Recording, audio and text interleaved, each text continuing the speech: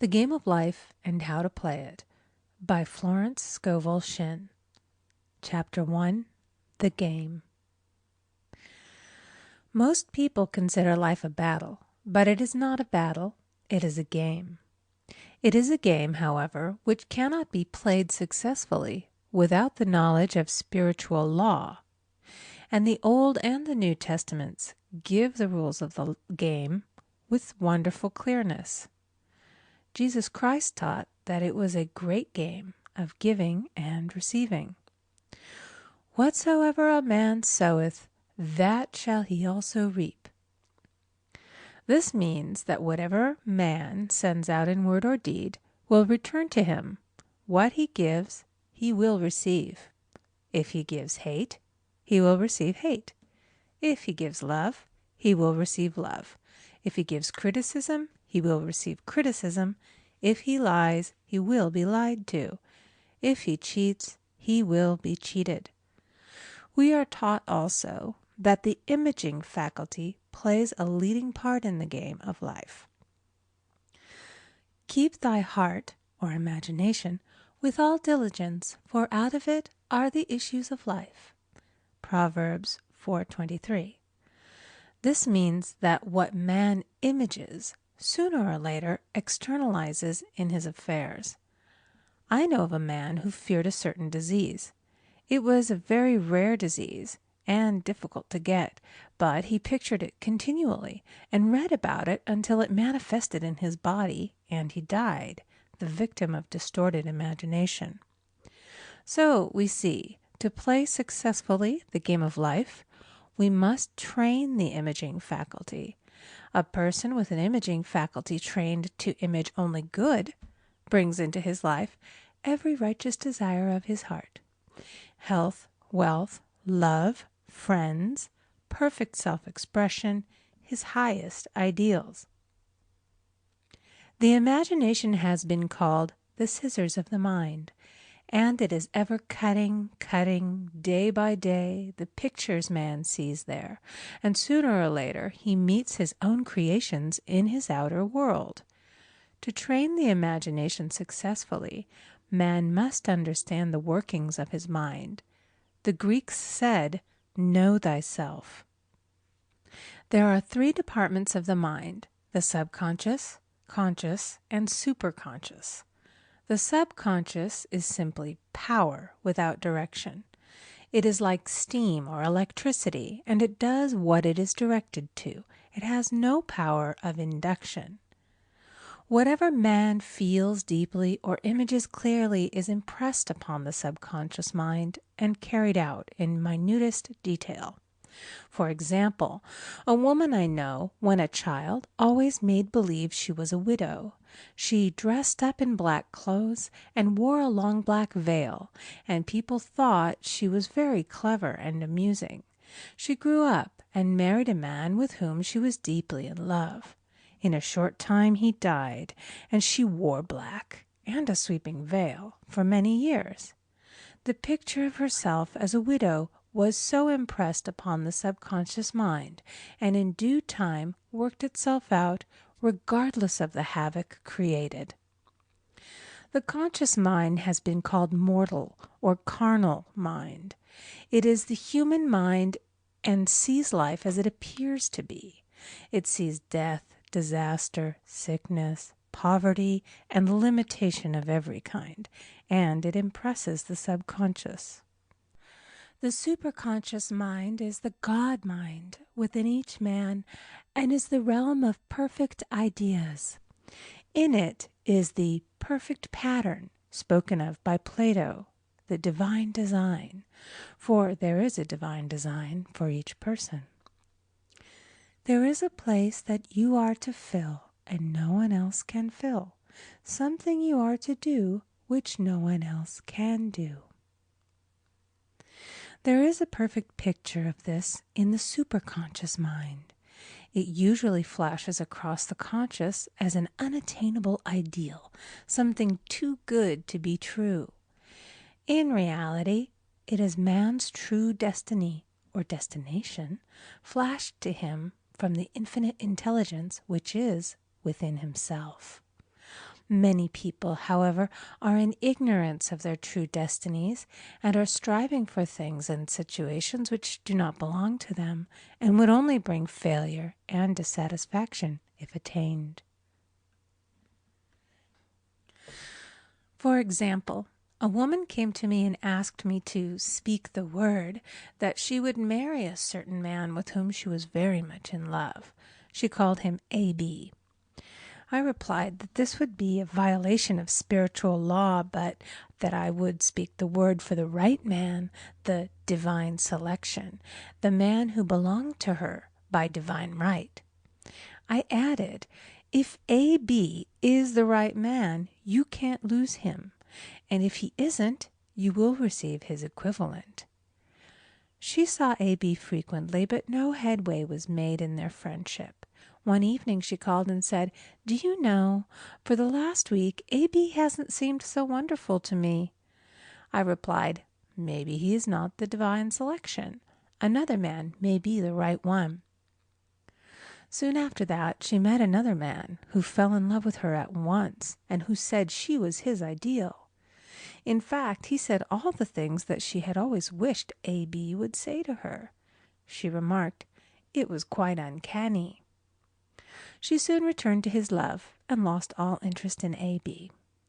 This shows the law of substitution. A right idea was substituted for a wrong one. Therefore, there was no loss or sacrifice involved. Jesus Christ said, "Seek ye first the kingdom of God and his righteousness, and all these things shall be added unto you."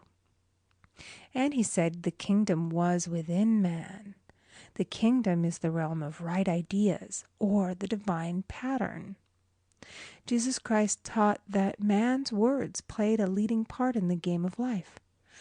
By your words ye are justified, and by your words ye are condemned. Many people have brought disaster into their lives through idle words.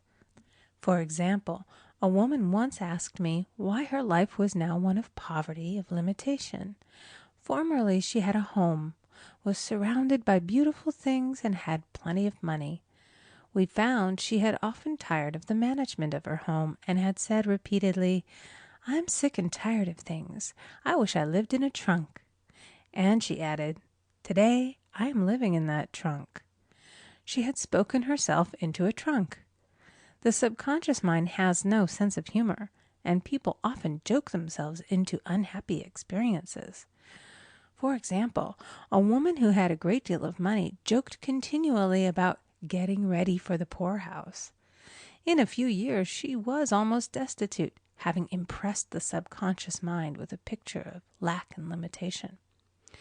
Fortunately, the law works both ways, and a situation of lack may be changed to one of plenty. For example, a woman came to me one hot summer's day for a treatment for prosperity. She was worn out, dejected, and discouraged. She said she possessed just $8 in the world. I said, "Good, we'll bless the $8 and multiply them as Jesus Christ multiplied the loaves and the fishes." For he taught that every man had the power to bless and to multiply, to heal and to prosper. She said, "What shall I do next?" I replied, "Follow intuition. Have you a hunch to do anything or to go anywhere?" Intuition means intuition, or to be taught from within. It is man's unerring guide, and I will deal more fully with its laws in a following chapter. The woman replied, "I don't know. I seem to have a hunch to go home. I've just enough money for car fare." Her home was in a distant city and was one of lack and limitation, and the reasoning mind, or intellect, would have said, "Stay in New York and get work and make some money." I replied, "Then go home. Never violate a hunch." I spoke the following words for her. "Infinite Spirit, open the way for great abundance for She is an irresistible magnet for all that belongs to her by divine right." I told her to repeat it continually also. She left for home immediately. In calling on a woman one day, She linked up with an old friend of her family. Through this friend, she received thousands of dollars in a most miraculous way. She has said to me often, "Tell people about the woman who came to you with $8 and a hunch." There is always plenty on man's pathway, but it can only be brought into manifestation through desire, faith, or the spoken word. Jesus Christ brought out clearly that man must make the first move. Ask, and it shall be given to you. Seek, and ye shall find. Knock, and it shall be opened unto you. Matthew 7:7.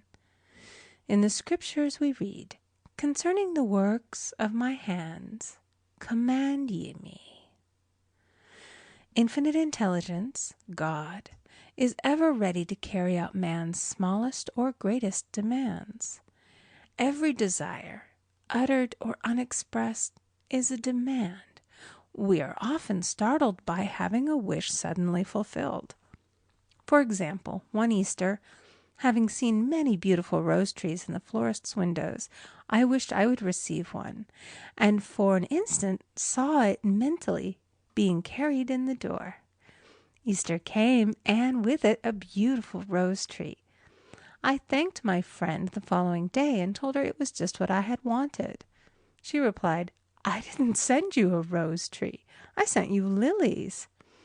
The man had mixed the order and sent me a rose tree simply because I had started the law in action, and I had to have a rose tree. Nothing stands between man and his highest ideals and every desire of his heart but doubt and fear. When man can wish without worrying, every desire will be instantly fulfilled. I will explain more fully in a following chapter the scientific reason for this and how fear must be erased from the consciousness. It is man's only enemy. Fear of lack, fear of failure, fear of sickness, fear of loss, and a feeling of insecurity on some plane. Jesus Christ said, "Why are ye fearful, O ye of little faith?" Matthew 8:26. So we can see we must substitute faith for fear is only inverted faith. It is faith in evil instead of good. The object of the game of life is to see clearly one's good and to obliterate all mental pictures of evil. This must be done by impressing the subconscious mind with a realization of good. A very brilliant man who has attained great success told me he had suddenly erased all fear from his consciousness by reading a sign which hung in a room. He saw printed in large letters this statement: "Why worry? It will probably never happen." These words were stamped indelibly upon his subconscious mind, and he now has a firm conviction that only good can come into his life, and therefore only good can manifest. In the following chapter, I will deal with the different methods of impressing the subconscious mind. It is man's faithful servant, but one must be careful to give it the right orders. Man has ever a silent listener at his side, his subconscious mind. Every thought, every word is impressed upon it and carried out in amazing detail. It is like a singer making a record on the sensitive disc of the phonographic plate. Every note and tone of the singer's voice is registered. If he coughs or hesitates, it is registered also. So let us break all the old bad records in the subconscious mind, the records of our lives which we do not wish to keep, and make new and beautiful ones. Speak these words aloud with power and conviction. I now smash and demolish by my spoken word every untrue record in my subconscious mind. They shall return to the dust heap of their native nothingness, for they came from my own vain imaginings. I now make my perfect records through the Christ within, the records of health, wealth, love, and perfect self-expression. This is the square of life, the game completed. In the following chapters, I will show how man can change his conditions by changing his words. Any man who does not know the power of the word is behind the times. Death and life are in the power of the tongue. Proverbs 18:21. End of chapter 1. Recording by Amy Conger.